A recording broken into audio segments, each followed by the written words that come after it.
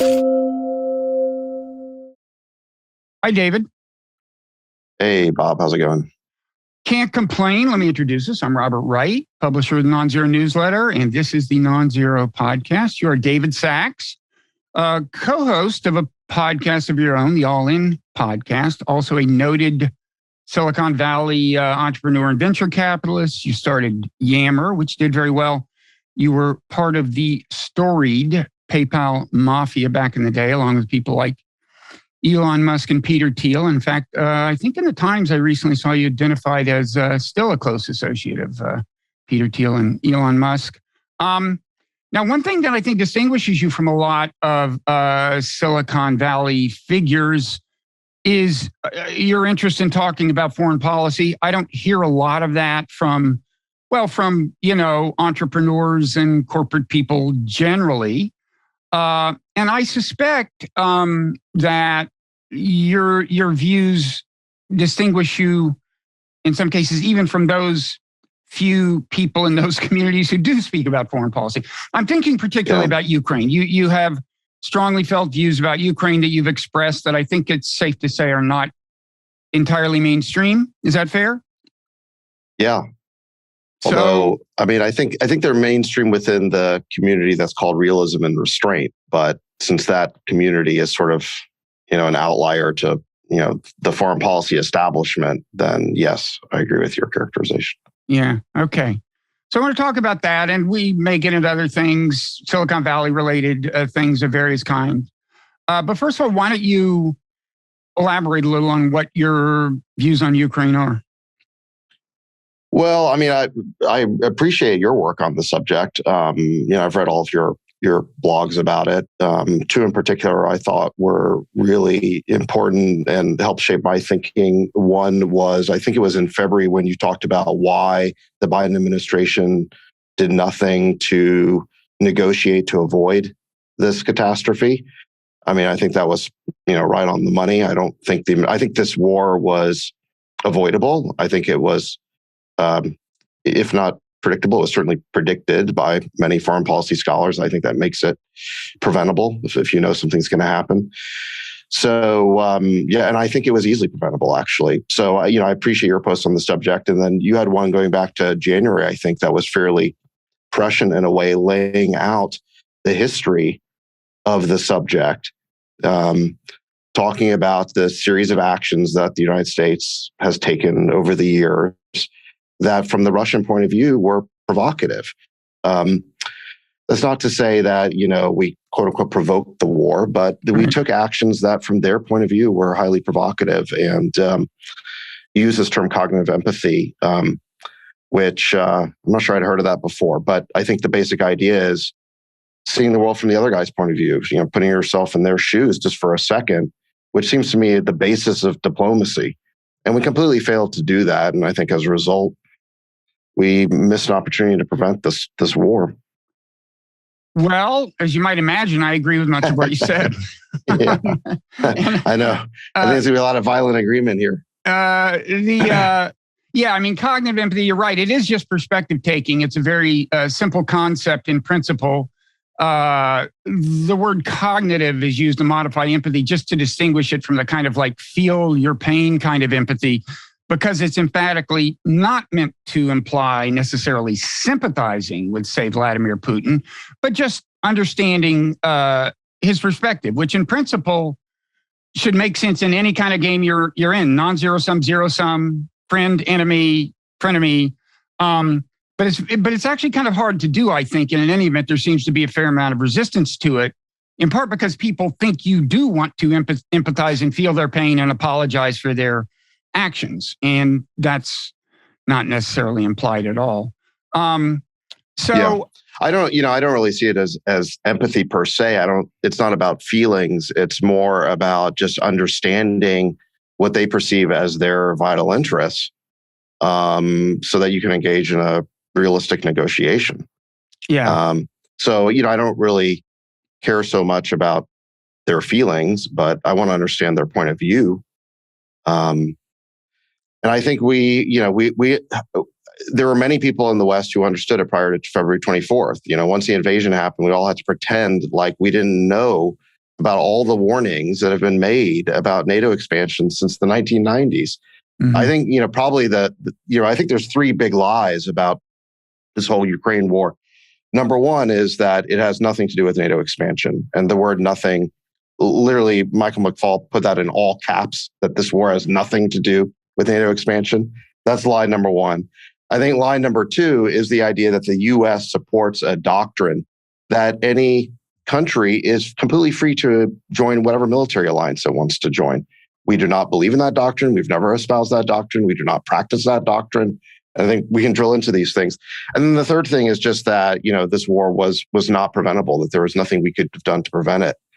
And that sort of goes back to the kind of the Putin madman theory that Putin just woke up on February 24th and went nuts.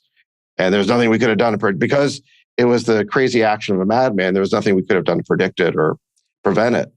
I think all three of these things are just manifestly untrue. And I think that if you spend any time at all looking at the subject and reading the history of it or contemporaneous media accounts, it is just obvious. I don't even think this is a close one.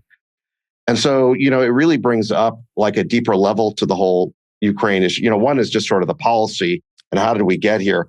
The other is just the foreign policy establishment that we have and the media coverage of it, that if it's so easy to figure out that these are lies, why is it that we have this foreign policy establishment that's so deeply immersed in them and just cannot tell the truth about what's happening? So there's a couple of layers that as you sort of delve into this, that you get into. But let me pause there and see what you want to drill into. Well, I would say, I'm not sure we could have realistically prevented it prevented the war as of, say, mid-February, but I'm pretty sure we weren't trying very hard. In fact, people from the administration have said NATO was not on the table. The idea of actually guaranteeing no expansion of NATO into Ukraine was something we chose not to put on the table. And I just think if you don't try that, you're not trying very hard. I kind of feel like the further back in time you go, the more confident I am that a wise American policy from that point on would have prevented the war. Because as you said, people are warning back in the 90s. 2008 is a big year when William Burns, now head of the CIA, who was then ambassador to Russia, sends both an email to Condi Rice, who was Secretary of State, and a memo more broadly that was titled "Niet means Niet." It was about Ukraine, and he made the point, it isn't just Putin. Everyone in the Russian national security establishment considers Ukraine a red line.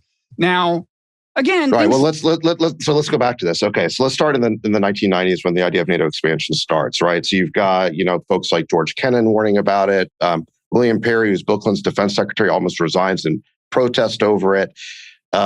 You've got many people raising the issue this is provocative towards Russia. Then fast forward to 2008, like you said, you got the Bill Burns memo where he says that this is a red line for the entire Russian elite, not just Putin.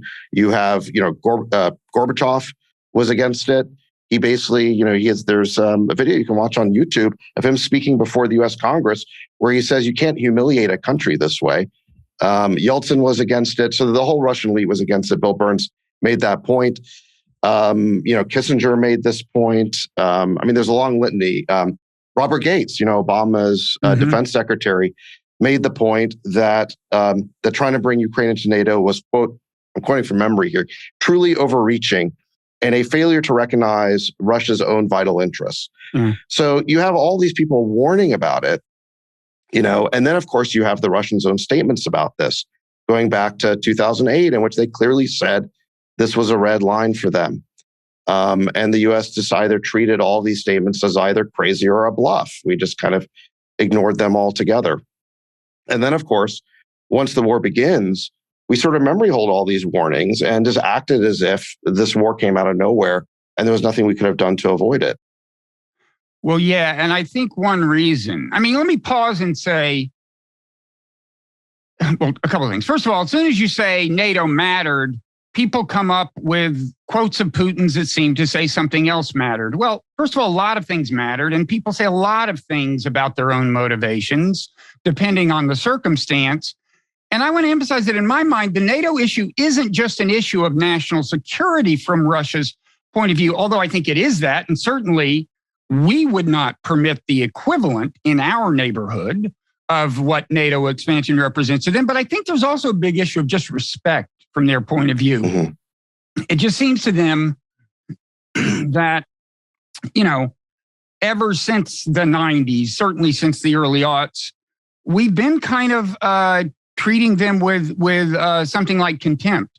There was a leaked, it wasn't leaked. There was a reporter who happened to be sitting in Cafe Milano recently in Washington when the Russian ambassador to the U.S. was talking to this guy whose name I can't pronounce, but famous American kind of emissary to Afghanistan.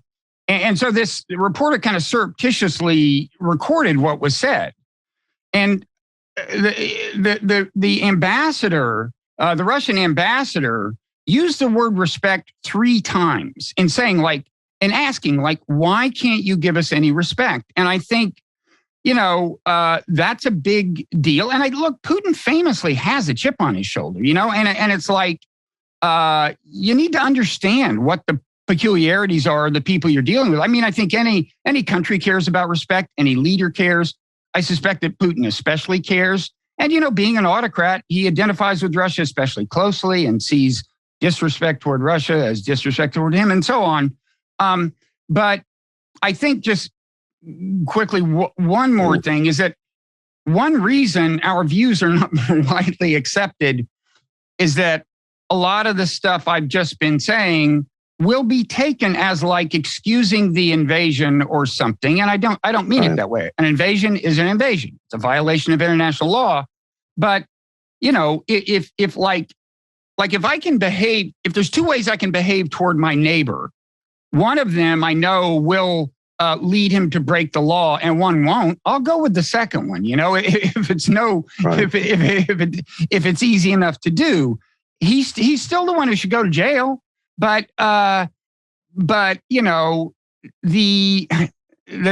conflation with kind of this conflation of explaining why this happened with excusing Putin, which I don't mean to do, really inhibits just honest reflection on American policy. And if we can't ever honestly reflect on our mistakes, the policy is never going to get any better.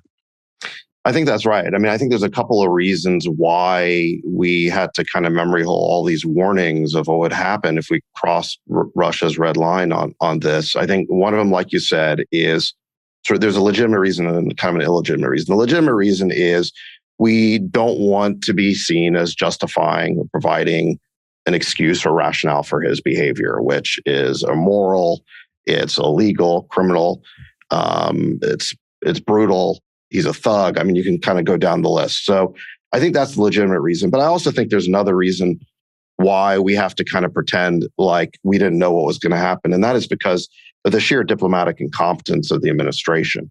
I mean, if you go back last year, Biden inherited this problem really in his first month in office. Putin started amassing troops on the Ukrainian border back in January last year. Remember, the troops were sitting there for over a year before they invaded. I mean, this was like a slow motion invasion. Putin wanted to negotiate. They had this summit on June 16th last year. Putin, I think, was very direct about their issue here, as they always have been. And what did the administration do after that? They brought Zelensky to the White House on September 1st, and they then issued this 10-year charter agreement between the U.S. and Ukraine on November 10th. This was a real finger in the eye to the Russians. So the Russians are already putting the West on notice that you are basically in the process of crossing a red line that we've been really yelling up, we've been screaming, up and jumping up and down, screaming about since 2008. And not only do we not heed that warning, but we actually take the further step of bringing Zelensky to the White House for this sort of photo op with Biden, and then they do this 10-year charter agreement. That's when the Russians hit the roof. That's what then precipitated this ultimatum they made in December. And then that started the round of negotiations in January between Lavrov and Blinken. And then, Blinken came out with these statements that left absolutely no wiggle room as a diplomat. He said that there has been no change and there will be no change. NATO's door is open and will remain open. So there was absolutely no willingness on the part of the administration to engage in any diplomacy. And in fact, it was worse than that, which is that in the midst of this already being a crisis with the Russian troops on the border, they pushed forward with this, this 10-year charter agreement. And I think some of the commentators have mentioned that was a fatal mistake. So I think that was just diplomatic incompetence. I mean, unless there are people who have the theory that this was done deliberately to provoke the Russians into some sort of proxy war. I personally am of the school of thought that never attribute to malice what you can attribute to stupidity. What's it, Hanlon's razor or something? Yeah.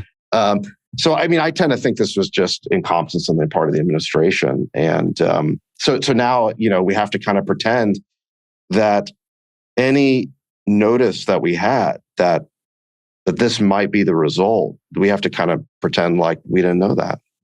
Yeah, I think there were also, I think the domestic politics and the domestic political cues shaped the administration's behavior.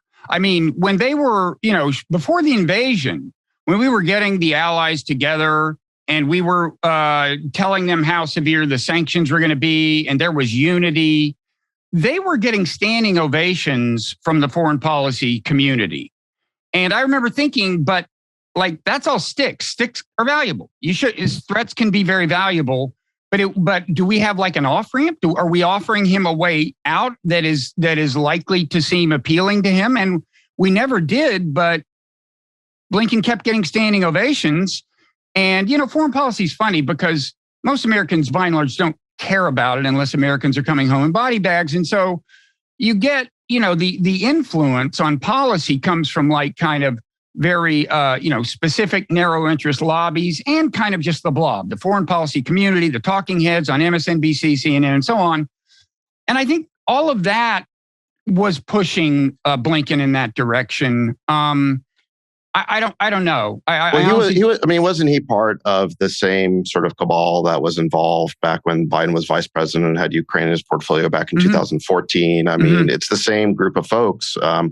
Blinken and Jake Sullivan and Victoria Nuland. I mean, these were the folks who pushed to help back the overthrow of the Yanukovych government in 2014, and then that precipitated a whole series of events. So it seems to me that this administration's been deeply invested in this policy going back to 2014. And I think you're right; the American people don't pay that much attention to it unless we end up in a war. But I think they do pay attention to the repercussions of it. So the fact that we have increased inflation and energy and food prices, I think, because the war is contributing to that. I don't think the inflation started with that, but I do think it's exacerbating it. I do think the American people notice that, and they will hold the Biden administration accountable for it. So I do think that at the end of the day, Biden will be held accountable for this policy. Yeah. And just one quick word about 2014. I mean, I generally, I'm happy to call that a revolution, not a coup, whatever. I mean, it's definitely a non-democratic transfer of power that the U.S. seems to have been in favor of. But I can accept that it was, our support for it was in some ways well-intentioned. Even the behind-the-scenes orchestration of who the successor leader would be. We democracies, whatever, that's fine. But again, it gets back to this issue of cognitive empathy. You always need to at least go through the process of understanding how it's going to look from the other side. And pretty much anybody in Putin's shoes is going to look at that and not interpret it charitably and look at it as an attempt to overthrow a government that was friendly to you. And we would look at it the same way. So right, exactly. And we have throughout our history greatly resisted any attempt by foreign powers to create client regimes in the Western Hemisphere. I mean, that's the Monroe Doctrine. And I mean, this is why, to go back to kind of big lie number 2, this idea that we believe as a country that any other nation is free to join whatever military alliance they want. That is not something we believe. The Monroe Doctrine, since the earliest days of our country, expressly prohibits the nations of the Western Hemisphere from joining any other military alliance. And we have enforced that. If you go back to, I was reading some history about this, 1867, the the Emperor Maximilian was installed in Mexico by Napoleon III. We basically ran him out of there. And the only reason he was installed is because Lincoln was distracted by the Civil War, didn't want to risk the French coming in on the Confederate side. And so when Napoleon III installed Maximilian, who was sort of this Austrian Archduke, we had to table the issue. But once the war was over, we basically threatened Vienna with war if they came to basically help Maximilian out. We helped the Mexicans throw him out, and he was, I think, captured, court-martialed, and shot. That was 1867. You can go to 1917, the Zimmermann telegram, World War I, where it was there's a telegram intercepted by the foreign minister of Germany, Wilhelmine Germany, trying to recruit Mexico into a military alliance against the U.S. That prompted enormous outrage in the U.S. And the next month, we were in the war on the Allied side. And then, of course, the sort of best example was in 1962. We were willing to risk thermonuclear war to prevent Cuba from joining a military alliance with the Soviet Union. So we certainly understand the concept that when a nation joins a military alliance, it creates externalities. It's not, global international security, the balance of power is a zero-sum game. And if a nation in our hemisphere, a neighbor, Mexico, Cuba, were to join some other great powers military alliance, that would have huge consequences for our own security. We would not sleep as well at night with their weapons, their missiles pointing at our heads with, a much quicker delivery time. So we have always understood this. And even today, even now, our government is up in arms over the Solomon Islands joining a military pact with China, even though that nation is thousands of miles away from us. I think it's 3,000 miles off the coast of Australia. So even today, right now, we do not espouse or practice the doctrine that any nation is sovereign with respect to which military alliance they join. And yet, when it comes to this issue of Ukraine, we just adamantly refuse to see the Russian point of view on this, that they could feel like their security could be threatened by the U.S. putting soldiers, weapons, and bases directly on Ukrainian soil on their border. And I just, I don't understand. And it's not like they didn't tell us. They have been, again, jumping up and down, telling us this is, you use the word respect. I think, I don't think we need to sort of personalize the issue or sort of, treat it like it's sort of a schoolyard brawl or something. I think that they expressed concerns about their security interests. And you listen to pretty much any speech Putin has given, he talks about the risk created to their security by having, in particular, American missiles. He seems very concerned about American missile systems, American missile batteries being directly on his border with the ability to strike Moscow within 5 minutes. I mean, that is the crux of his security concern. Now, I'm sure that there are other issues, but he's been saying this for a long time. I mean, when he talks, it's all about the sort of this balance of power logic. And, he says, listen, we know we're not as powerful as you, but we still have security interests that matter. And by the way, we have these nuclear weapons, and we don't want to be put in a position where we're existentially threatened and might have to use nuclear weapons. I mean, that seems to be he's used a lot of that language before. And so we're creating a very dangerous situation here. Let me stop there because I've been going on for a while. But it's amazing to me that we cannot understand the Russian point of view on it. And I wouldn't just call it Putin's point of view, because it's, again, per Bill Burns, the entire Russian elite understands the threat to their security is not just Putin. So let's not personalize and make it about Putin. But it seems like we can't seem to understand their security interest when we've understood that security interest, the idea of a neighboring nation being part of some foreign great powers military alliance. That is something we've understood for hundreds of years. Well, it's partly we don't consider ourselves threatening. We think we mean only good, and we don't plan to invade Russia, right? But as this has a long history. There's something in political science called the security dilemma, which is that, when a nation does something that it considers defensive, Like we're saying we need to do this NATO thing, it has defensive value to us in some sense or has something other than offensive intent. It often is the case that the other side can legitimately view that as offensive in either intent or at least potential. Like even if they don't think we plan to invade them now, they still would rather not have these missiles that are already in Poland and that we say are an anti-missile defense aimed at Iran, but for all they know, have missiles in them that could reach Moscow. No, you're right. I mean, Putin's made this point about the missile systems that he said, look, the same missile systems that provide a shield can also be used for offensive capability. Sure. Those missile batteries can hit, Moscow. So, he's made this point. It is the security dilemma.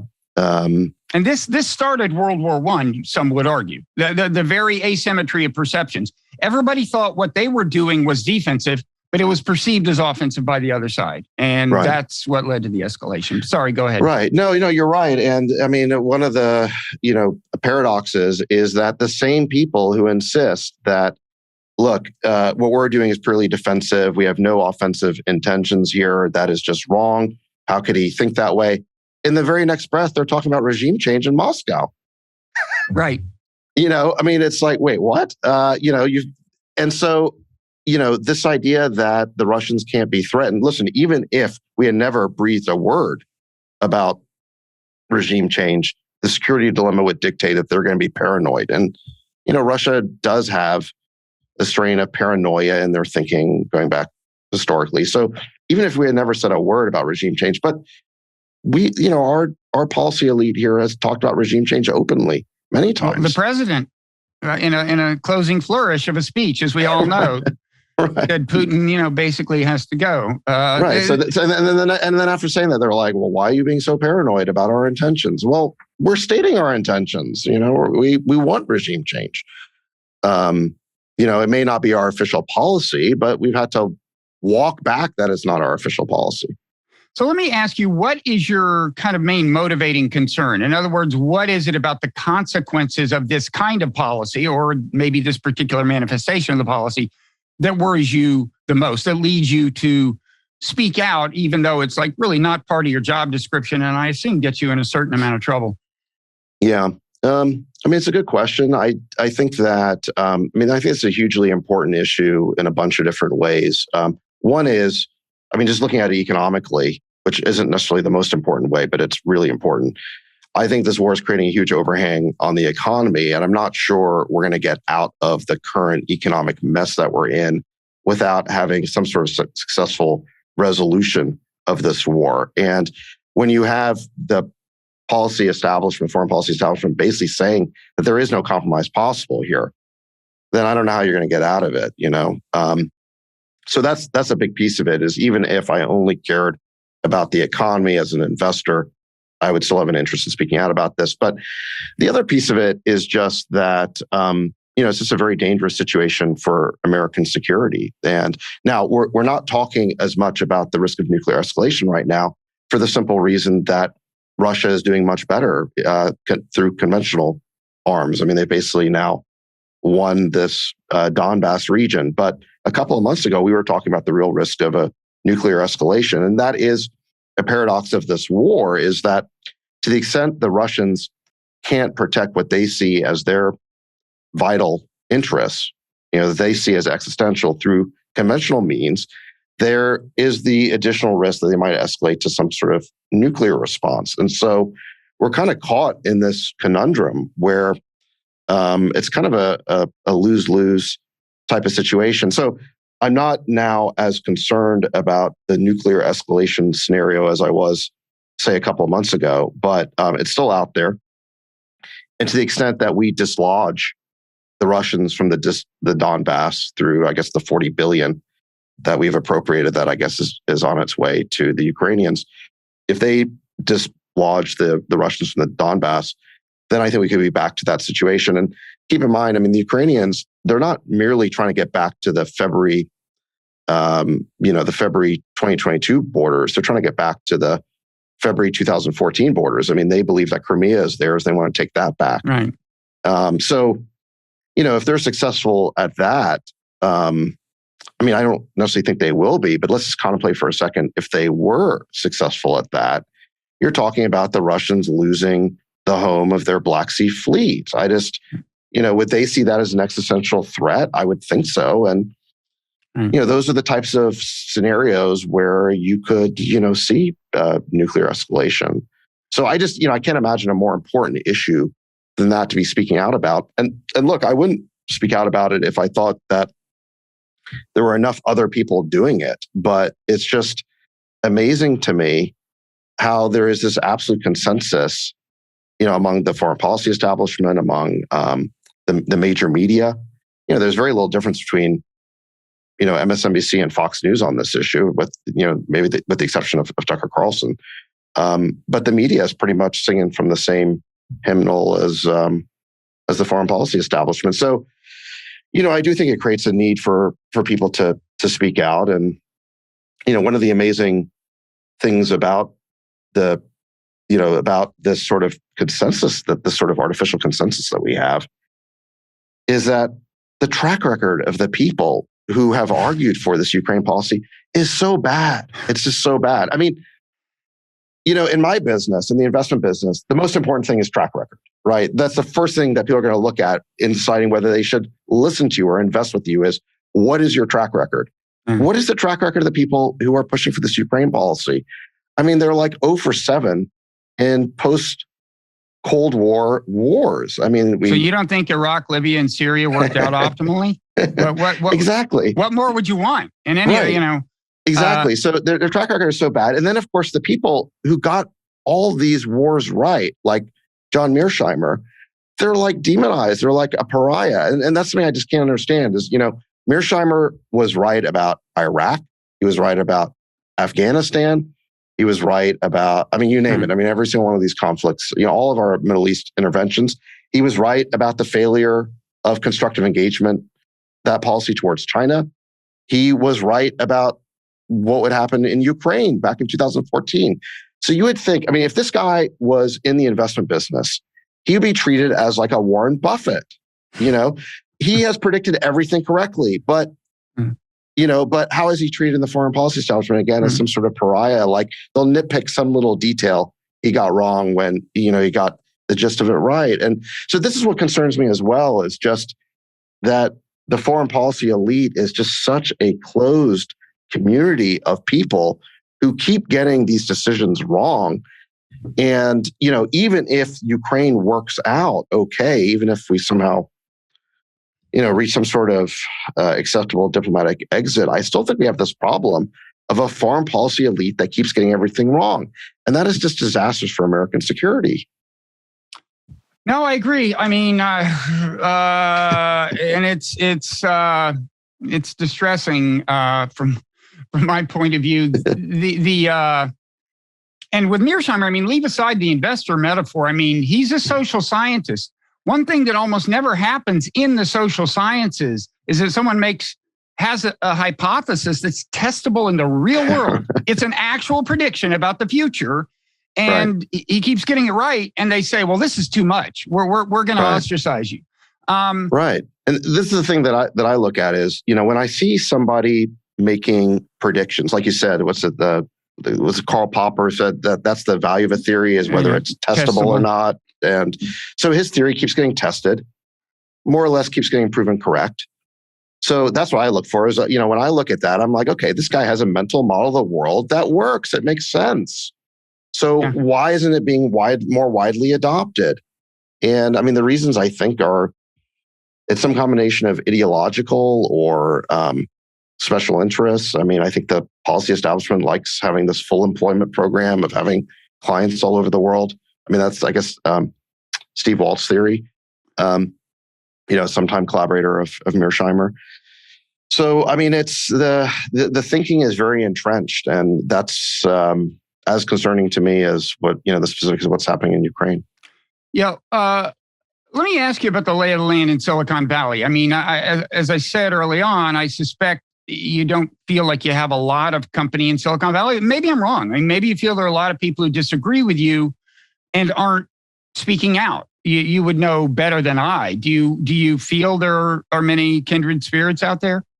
Not really, not on the foreign policy issue. And I think it's just because now, look, I think I'm making some progress. I do kind of speak to this issue on our All In pod. I mean, it's a variety show. We cover a lot of issues. I don't get to go into the issue with nearly as much depth as we're discussing it right now. But, since before the war started, I was saying that we should take this issue of NATO expansion off the table to try and avert a war. And I've been kind of commenting on it since then. So I do feel like, based on things like the comments section, that I'm making some headway. People are getting exposed to ideas that they can't get any other way. But look, I mean, by and large, are my views or sentiments widely shared in Silicon Valley? No. And I think it's just because of this dynamic we're talking about, where, unless you make an effort to do your homework to understand, an alternate point of view on this issue, unless you're familiar with the IR theory of realism, or maybe, if you're familiar with the work of if you're, the anti-war left, like Noam Chomsky, or, maybe if you understand like the paleoconservative strain of Republican thinking, like, sort of the Pat Buchanan strain, you kind of have to understand at least one of those schools of thought to even, I think, be exposed to some of these ideas, because otherwise the default is you're just going to get your information from the mainstream media, and there's just not really that much difference, between the Republicans and the Democrats on this issue. Yeah, I mean, one reason I'm disappointed in the kind of shortage of entrepreneurs and CEOs who seem even privately to agree with you on things like this is, I would expect that capitalism would, in principle, want to make the world safe for itself. In other words, you'd like a stable global platform for commerce, if nothing else, right? I mean, and so you'd be, all other things being equal, you'd be against unnecessary wars. And now you would be in favor of the so-called rules-based order, but you'd be really in favor of it, not just the kind of the version of it that, the foreign policy establishment tends to favor, which is, in other words, other countries obey the rules. They don't get to invade countries, but we do. I would think that if you wanted the world to be just this stable place, you would say, hey, how about we really try to cultivate these norms and laws that just make invading countries a thing of the past. But that's going to mean that we abide by the rules. It's going to mean we don't invade Iraq and do things like that. I would think in principle, this view of the world could have appeal to capitalists, but I must be wrong because there's not a lot of money behind it. Well, I think I think capitalists care about making money. And so, and I don't think very many of them were making money in either Russia or Ukraine. So I don't, it's not like China. We can talk about China in a minute. I think, the last constructive engagers in the United States are probably in Silicon Valley, because for the reason you're saying, they would like to continue making money there. But I think the reason why folks in Silicon Valley have this view is just because they kind of think the history of this conflict began on February 24th. I mean, they just basically buy into the narrative that the press has kind of told us, which is that Putin woke up on February 24th and just kind of went nuts and decided to invade another country because of his dreams of conquest and restoring a greater Russia. They don't know the prehistory, and there's no who's doing the educating about the prehistory of the conflict. They don't know the role that the Bucharest Declaration played in 2008, or what happened in 2014 with kind of the, Nuland back, coup, or whatever you want to call it, uprising. So I just think they're not aware of that prehistory. And I think you can get at this point most people in Silicon Valley to admit that the U.S. interventions in the Middle East, that Iraq, Afghanistan, maybe even Syria and Libya, I think you can get them to accept that those were incredibly misguided. We were basically a foreign invader going up against nationalism. But I think in this context, they just see Russia as the foreign invader who's up against Ukrainian nationalism. They don't, and there is truth to that, right? I mean, there is truth to that. I mean, at the end of the day, Russia did invade.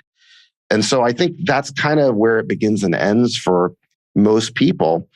And they just don't understand the complexity of how we could have avoided. I don't use quite the Mearsheimer language about, he uses the language of who caused this and whose fault is it. those are kind of, I understand why he's saying it. I think those are kind of loaded terms. What I just say is I think this war was predictable. I think it was preventable. I think it was easily preventable, if you want to be honest about it. I try not to ascribe, use this language that, it's our fault, because I think people just can't, right. They can't see past the fact that, look, Putin ordered the invasion. Of course, it's his fault. Right. It's like there are different kinds of blame. We are maybe to blame for bad policy. He is to blame for violating international law. Those are different things. You can still complain about his violation while admitting that, you made mistakes. But I don't use the word blame. All I say is our policies made invasion more likely, and they did so predictably and needlessly. I can't say for sure invasion never would have happened, even if our policies had been wise, but we definitely, I think, increased the chances. Right. And the thing is that, again, I think one of the stories that the foreign policy establishment says, one of their most repeated claims is that the Russian concern about NATO is just a pretext for the invasion. But it seems to me, let's just examine this idea for a second, that it's a pretext. How do they know that? They never took the issue off the table. See, if they took the issue off the table and the Russians invaded anyway, then you could say, oh, that was clearly a pretext. But we never took it off the table. In fact, we did the opposite. We stubbornly refused to even consider the issue. In fact, like we talked about with the charter agreement, we poked the Russians in the eye on this. We kept pushing and pushing on this issue. So, I think that I don't know how our diplomats earned the right to say that this is clearly just a pretext of the Russians. And if it is a pretext, it's certainly an elaborate pretext, which they have been putting in the paper trail, so to speak, since 2008. Normally when you think about a pretext, you think about some excuse that somebody invents after the fact to justify some bad behavior. They've been saying this since 2008. It's certainly a very elaborate paper trail that they must have been thinking back in 2008, okay, let's start saying this. So then we invade in 14 years, we're going to have a great pretext for that invasion. It doesn't make sense. Well, I think, Putin gave a speech at the Munich conference, which I think may even have been as early as 2007. Yeah. Before we issued the invitation to Ukraine and so on, it was totally clear. And it pointed out, look, the U.S. is the leading violator of international law. At that point, that was not a hypocritical thing for him to say, because he hadn't done Georgia, he hadn't fooled around in any of these countries, and he was right. We had committed transporter aggression, and he talked about NATO expansion. He laid it all out, and then in 2008, we kind of said, "Screw you, buddy." Yeah, it was. The sort of obtuseness of our side was unbelievable. Even if you watch the video of the speech, the reaction. You've got McCain and Lieberman. Sort of the American proconsuls of war. They're sitting in the front row, and as Putin is laying these arguments out, they're like jibing each other and kind of elbowing each other and like laughing and pointing. It was like what a clown, you mean? Exactly. Okay, but he has nuclear weapons, so you have to take this a little seriously. Yeah, exactly. So it was, it's not very diplomatic. I would have thought that we would just be more careful. It was just careless, I think. And then in 2008, tacking on that Bucharest Declaration. Even I think fans of the idea of bringing Ukraine into NATO or having, a deeper Western relationship with Ukraine can look back, like Neil Ferguson said, listen, this was a foolish mistake because we declared our intent to bring them in, but we didn't actually do anything about it, not for a long time. And so therefore we kind of made them sitting ducks. So even if your goal was to do that, it didn't make sense to announce it. And of course, it wasn't even announced during that NATO meeting. I believe it was tacked on at the end as a statement that the George W. Bush administration, sort of issued at the very end of the NATO meeting, because he knew that the Germans and I think the French were against it. I think Merkel said at that point that Putin would regard that as a declaration of war. So that the Germans were very much against it. The Europeans were against it, but George W. Bush went ahead anyway. Another brilliant foreign policy move by. Yeah, they were against the Iraq invasion too, and so let me ask you. another question about kind of Silicon Valley opinion. So one reason I worry so much about, well, there's several reasons to worry about Ukraine. I think there's the escalation, regional war, nuclear war, but even longer term, what worries me about like enduringly bitter relations with Russia and possibly with China, given where we're headed, is that it seems to me that there are a growing number of kind of international non-zero sum problems that nations face that they can best solve or maybe only solve through cooperation. I mean, kind of famously, climate change, but I think more arms control issues than are realized. Of course, nuclear arms matter, but bioweapons, that's a very challenging issue. I mean, like, people, talk about the lab leak and may have been a lab leak, but like, imagine, I mean, this should make you concerned about it being an intentional deployment of a biological weapon, even by some terrorist group or something. I mean, there's weapons in space. There's various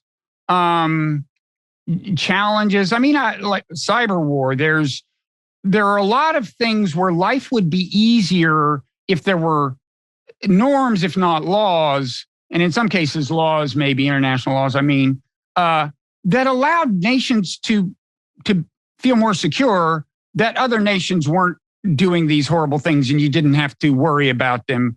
Does that kind of argument get any traction in Silicon Valley? I mean, there's a lot of thinking in Silicon Valley about technology in the future, but it tends to be like really sci-fi, right? Like, what if the AI turns on us? Well, okay, there's that, but there's also like, should we worry? And I don't know what the answer is, but should we worry about a kind of arms race in AI or AI weapons or something between nations? I don't know what the answer is, but I don't hear much discussion of that kind of thing. Is this? Yeah, no, I think you're right. I mean, listen, I think in Silicon Valley, the beginning and end of the story with Ukraine is that the Russians invaded. That's all there is to it. They're the invader. They're inflicting all this carnage. And I think the issue is that simple. I mean, you already have, I think, a tendency on the part of Silicon Valley to always embrace the current thing. And there's a crusader mentality to Silicon Valley, but only in certain approved ways. So, I think that what we see with the whole woke issue, the censorship by social networks, I mean, there is a strong crusader impulse, but only towards the establishment approved things. And, I just think that they see the Ukraine war in just a very simple way. And is there much concern about the consequences of a Cold War, both with Russia and China? Apparently not for the reasons I just spelled out, judging by your reaction. But I mean, what is the... Yeah, I mean, certainly, well, the realists, I think, have pointed out that why are we driving the Russians into China's arms? So this is just a foolish policy if you just look at it in terms of realpolitik. I mean, throughout the Cold War, our goal was always to have Russia and China each like us better than they liked each other, so we could sort of, divide et impera. I mean, divide and rule. But we've kind of moved away from that. We've kind of driven the Russians right into China's arms. But again, that's a realist consideration. I don't hear people in Silicon Valley making that argument. I do think that there are people in Silicon Valley who would make more of a dovish argument with respect to China. No one's making it with respect to Russia, okay? But with respect to China, I think you'll hear a decent amount of that because I think there's quite a bit of business interests on the part of tech companies or tech investors in China. And they see trade as kind of an unalloyed good. And they basically believe in, economic interdependence theory or something like that, and believe that maintaining, trade relations with China and so forth helps promote peace. So I think there you would hear more dovish things, but not on Ukraine, I don't think. And as for the larger issue of kind of transnational problems that are best solved through international cooperation, is it pretty much just climate change in Silicon Valley and not? Yeah, you don't hear much anymore about nukes. Climate change let definitely alone is. bioweapons or a cyber war treaty or anything like crazy like that. Yeah, I mean, you don't hear much about arms control agreements or anything like that. I mean, all you hear in the press about that is, well, the Russians were cheating, so we had to, abrogate all those agreements, throw them out. So yeah, you just don't hear much. The classic anti-war left, I would say, that was sort of concerned about these things. Just, I think it's like disappeared. And there's a lot of commentators who've pointed this out. I mean, folks like Glenn Greenwald and Matt Taibbi and Aaron Matei at the Gray Zone. Again, kind of that. I don't want to paint too broad a brush, but sort of the descendants of Noam Chomsky, let's say. I mean, They sort of are bemoaning and regretting the fact that there's just no anti-war left anymore. Yeah, I mean, there's a little bit of one, but as you suggested earlier, I mean, the anti-war sentiment tends to be identified with, I guess, either what's left of the hard left or kind of Buchananite nationalist conservatism. There are some libertarian conservatives who are not nationalists, who, like, I guess Scott Horton maybe, who are very anti-war. But I guess those are the options. And in your experience there, are you, to the extent that you're seeing, views on Ukraine that are anything like yours, do they tend to be associated with one of those traditions?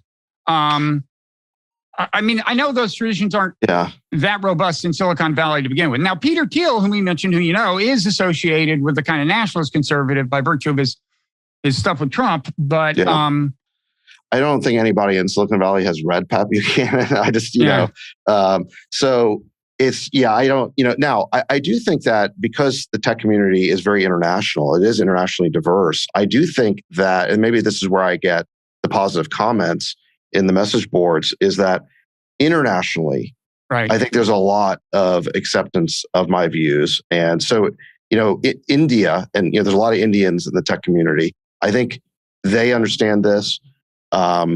Brazil, South Americans, I think that, the whole global South basically, isn't, let's put it this way, they're not automatically rushing to the US's side on this. So I think that, and a lot of Europeans actually understand it too. I think a lot of Europeans understand that the US's role in all of this has been not to sort of tamp things down, but has been as a bit of a belligerent. So I think that there's a lot more interest in these views from the international part of the tech community. Mm-hmm. Now, have you run into accusations of being, a Putin sympathizer, Putin apologist, or I guess the near cousin of those allegations is you're reciting Putin talking points. Yeah, I mean, all over Twitter, So, and I've made it clear many times, I have no business interests in Russia. I have no Russian investors. I invest in American companies. I invest in Silicon Valley. The reason I have these views, I have no interest in them, no financial interest. I purely arrive at these views because this is what I believe based on having done the homework and researching the issue. I get that kind of stuff on Twitter. And then the other thing you hear all the time is Neville Chamberlain. This is the only historical reference they apparently know is Munich, 1938, Neville Chamberlain. Any attempt to use diplomacy to avoid a war, you get accused of Neville Chamberlain. That's the other thing. But, a lot of it is, honestly, pro-Ukraine partisans who are on Twitter, replying with all this stuff. And, for all the conspiracy theories about the Russian presence on social media and how they're secretly orchestrating things. I mean, I don't see much pro-Russian sentiment on social media. It's all, the Ukrainian side is on social media. And the Washington Post has done coverage on this. I mean, the Ukrainian Stratcom game, the strategic, is way better than the Russians. I mean, they are much better at the strategic communications piece of this. Mm-hmm. Now, you've been vocal about kind of cancel culture, deplatforming but mainly in the context of domestic politics, woke issues and so on. Have you run into this much or thought about it much more in the context of foreign policy? Because being labeled a Putin apologist or something, it's an attempt. It's an attempt to stigmatize you and to start moving you in an informal way out of the discourse or push you to the margins of discourse.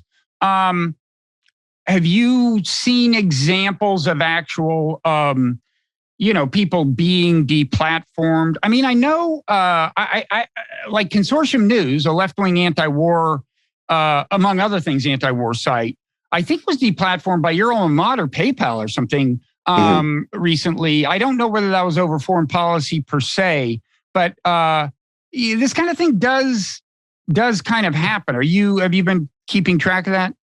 I mean, I see it on Twitter. I see, some of the critics have been temporarily suspended. Maybe there's been some YouTube bannings. Well, obviously the Russian state media was completely thrown off. All the RT videos and so forth were banned. I don't really understand the point of that. I mean, don't we want to know what they're saying and what they're thinking? And some of those were Americans, like, Chris Hedges, who, he's far left. There are far left people in America, but he was the former weapons inspector. Ritter, who's it? Scott Ritter. Yeah, wasn't he kicked off for a brief minute? I think he's back. I think he may have been. There's been a certain amount of that, and I think you mentioned Aaron Mate, and I think Gray Zone has run afoul of authorities. I mean, it's one of my frustrations, I guess, with kind of what used to be called the intellectual dark web before it kind of fractured over COVID, is that they're very kind of anti-deplatforming, but they don't, not only do they not pay attention to these kinds of issues, I mean, sometimes they seem on the other side on these kinds of issues. An example I recall is that I had, on my podcast, I have a wide variety of people. I've had hardcore Trump supporters, lots of neocons, lots of people on the far left. So I've had, Aaron Mate, Glenn Greenwald, Max Blumenthal, and a piece appeared. And, some of these people get accused of being, Assad apologists or whatever. And a piece appeared taking me to task for having Max Blumenthal on my show. And the place the piece appeared was Quillette, the unofficial magazine of the intellectual dark web at that point, which was very anti-deplatforming in all contexts, apparently, other than this one. So this is... I think there's more going on here than people think about. I mean, I think there are a lot of voices, I guess, mainly on the left, but in any event, kind of hardcore anti-war voices that run into this kind of trouble more than maybe we realize. You don't hear as much about it as you do about the woke issues. Yeah, I mean, I think that makes sense. I mean, I guess I'm not totally tracking who's getting kicked off. I mean, I do see posts about it. I definitely think that this whole idea of labeling anybody who has a contrarian view about the war as being, as spouting Putin talking points, which, by the way, it was Jen Psaki at the White House who first said that in response to I think some concern that was raised. I mean, it is an attempt to shut down the debate. I mean, it is an attempt to stigmatize. And it goes back to the thing we talked about at the beginning, which is, I mean, there's this, I don't think there's a legitimate basis for it. But part of it is that, like we talked about, just because we understand that there's a richer prehistory to the conflict doesn't mean we're trying to excuse Putin's illegal and immoral actions. So let's just state that. But I really think that the reason why they try to label contrarian views this way is to basically to stigmatize them and basically end the debate. And I think it's to protect them from, accusations of incompetence, because I just think this war could have been so easily avoided. Yeah. The one more example of this, actually, that I just remembered. I heard this on the Scott Horton podcast. There's a guy named Alan McLeod, and I guess he originally wrote this piece for Mint Press, but he sounded credible to me when I listened to him. And what he said, it's a case of kind of foreign policy deplatforming. And what he said was, there were a bunch of pro-Sandinista voices as the Nicaragua election was approaching on Facebook, and Facebook kicked them all off and said they were bots. And then a bunch of people showed up on Twitter with videos, Nicaraguans saying, I just got kicked off of Facebook and I'm not a bot. Here I am. And by his account, they were kicked off of Twitter. So I don't know if I haven't tracked the story down. It sounded credible to me, but I guess that's the kind of thing I think doesn't get nearly as much attention as the kind of other kinds of deplatforming. Yeah. I mean, the degree of conformity and consensus around this issue is as strong as any issue. I think way stronger than COVID or the lab leak theory. It's in folks like Glenn Greenwald have pointed this out. It's just, it's the sort of linking of arms between all the establishment channels, the Republican Party, the Democratic Party, the prestige media, social networking. It is it's really breathtaking. So you've spoken favorably about people on the left, on the right, and so on in the context of Ukraine. People who, not surprisingly, agree with you, I guess. What is your own? And you don't have to answer this question. I don't want to probe any more deeply than you're comfortable with. But what is your own ideological orientation? I mean, you're definitely not like a far left guy, I gather, right? Yeah, on foreign policy, I just think we need to move in the direction of having a more restrained, realistic foreign policy. We were promised this peace dividend after the end of the Cold War. And what's happened? We've been in something like 7 wars since the end of the Cold War. We just ended our longest war in Afghanistan. We were there for 20 years. Iraq, similarly, was a total failure. We squandered something like $6 trillion in those 2 countries. You mentioned Syria, Libya. All these interventions backfired horribly. So it's time to take stock and reevaluate. And we've been out of war for a whole 6 months before this Ukraine situation came along. And so it's amazing to me that there hasn't been more of a reevaluation of American foreign policy. And, the last couple of presidents, both Trump and Obama said things when they were running for office that seemed to indicate that we were going to have a reevaluation of foreign policy, but we never quite did. And it's the same people, same establishment, same neocons who are still running the show. So I think on foreign policy, we just got to move to a more restrained foreign policy. I just think it's so obvious. I don't know how anyone can even debate this at this point. It's really just a problem of we need a new establishment, basically, almost like a counter elite.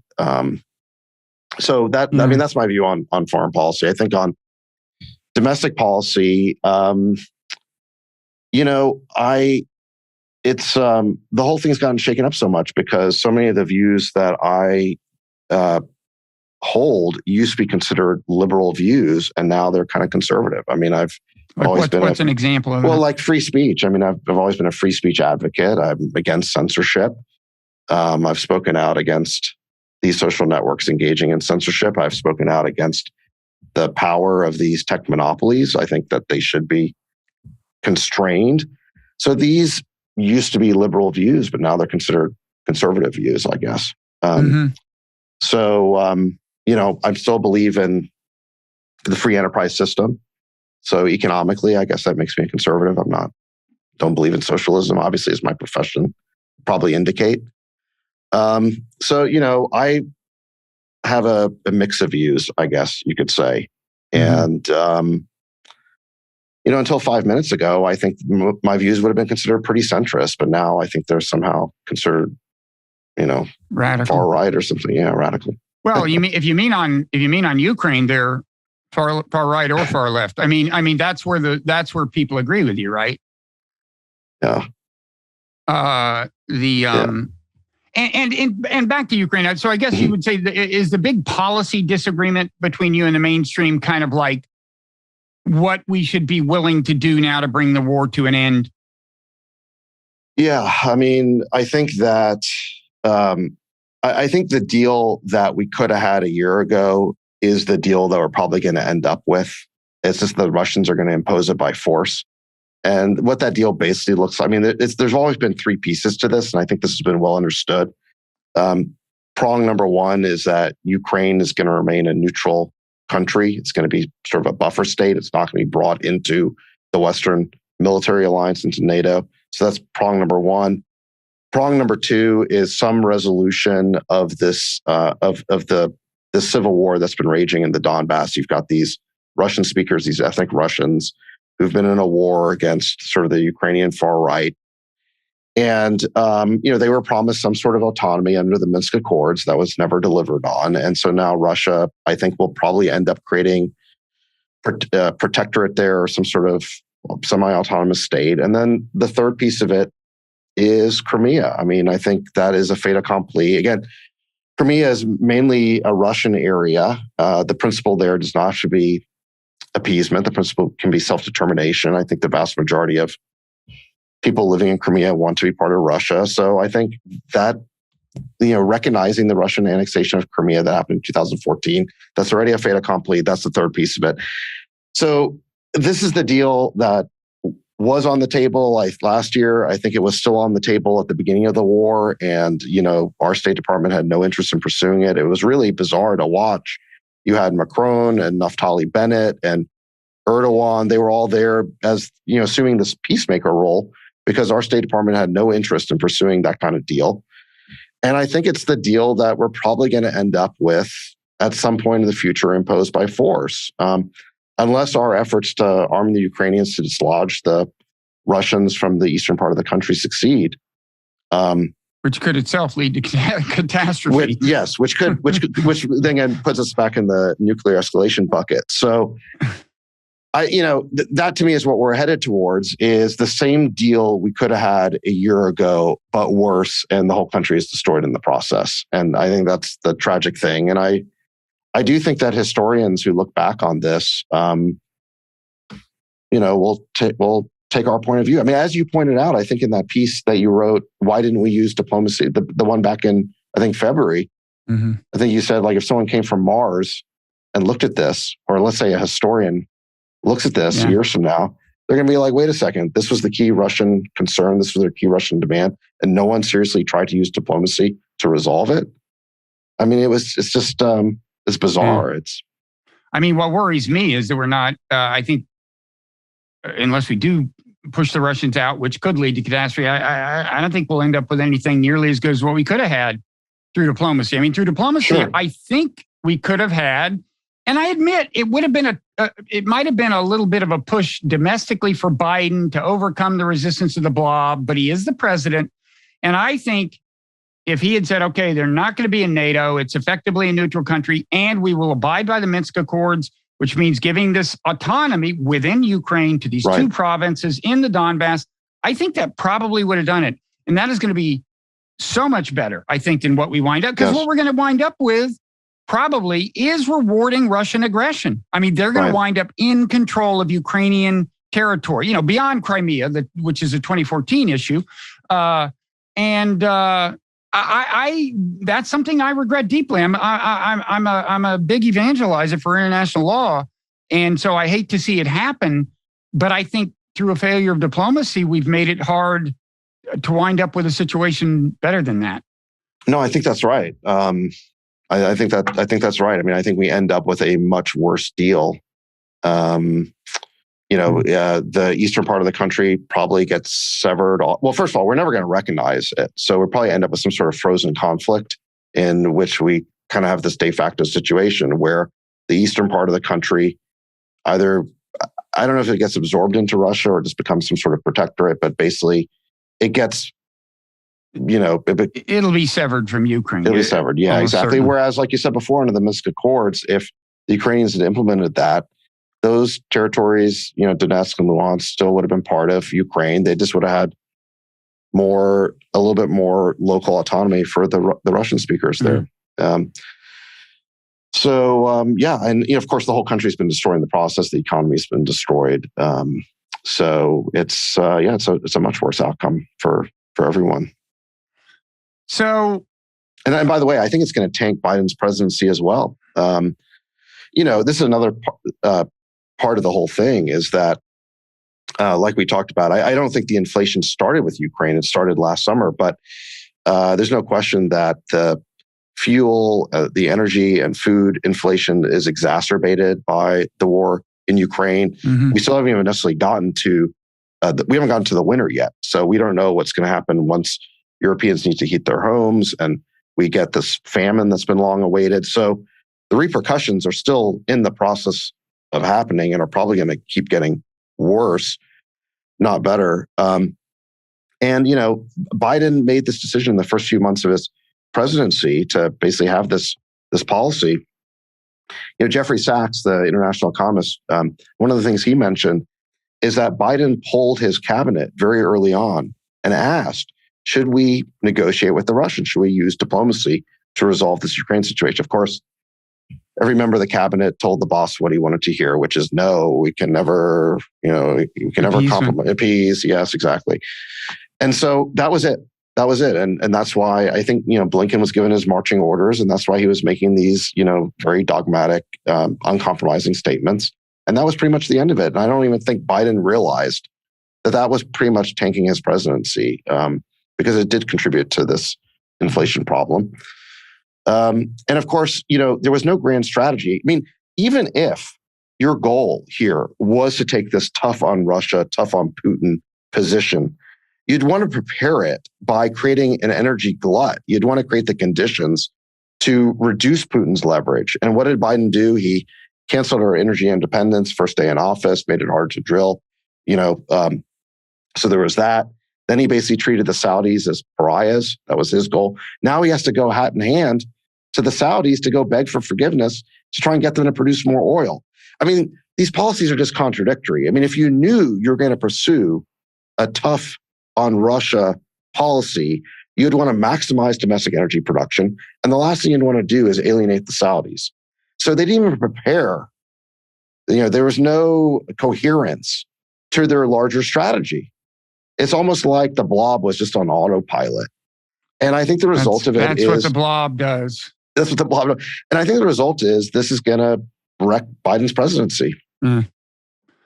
Okay, well, now that we solved that problem, do you want to spend 2 minutes just explaining crypto to me? You're a crypto enthusiast, right? I don't know if I'm an enthusiast. I feel like it's something I have to know something about. It's something I invested in early. Crypto is not one thing. It's a few different things. I mean, first of all, there's Bitcoin, which is a very ambitious attempt to create a non-fiat money. It's basically a currency that's backed by math and cryptography instead of, a government dictate.